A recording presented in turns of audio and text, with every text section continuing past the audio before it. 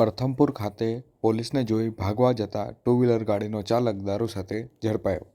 આ તારીખ 11/2/2026 રવિવારના રોજ સાંજે 6:15 લીંબડી પોલીસ સ્ટેશન મથકે ફરિયાદ નોંધાઈ.